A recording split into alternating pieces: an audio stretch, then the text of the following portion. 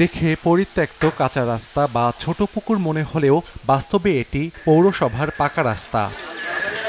টাঙ্গাইল পৌরসভা 1887 সালে স্থাপিত হয়। বিগত সময়ে টাঙ্গাইল পৌর ভবন এবং ভবনের অবকাঠামোর পর্যাপ্ত উন্নয়ন হলেও পৌরসভার সড়ক ও ড্রেনেজ ব্যবস্থার তেমন কোনো উন্নয়ন হয়নি। টাঙ্গাইল পৌরসভার ৩ নম্বর ওয়ার্ডের বেড়াডোমা থেকে মেসের মার্কেট যাওয়ার রাস্তাটি বিগত সরকারের আমলে প্রায় ৮ বছরেও সংস্কার হয়নি। ফলে রাস্তাটি খানাখন্দে ভরা। সামান্য বৃষ্টি হলেই পানিতে ডুবে যায়। প্রায় ঘটছে ছোট বড় দুর্ঘটনা। চরম দুর্ভোগে পৌরবাসী।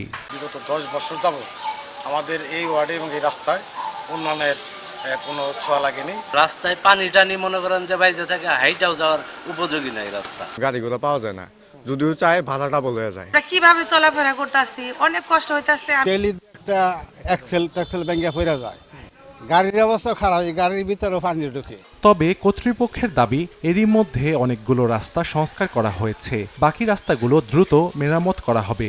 121 কিলোমিটার কাঁচা, বাদ বাকি রাস্তা পাকার মধ্যে যে রাস্তাগুলো খারাপ অবস্থা সেগুলো দুটোই জোর করে সংস্কার করা হবে। টাঙ্গাইল পৌরসভার 18টি ওয়ার্ডে প্রায় 352 কিলোমিটার রাস্তা রয়েছে। মোট জনসংখ্যা প্রায় 5 লাখ। সময় সংবাদ, টাঙ্গাইল।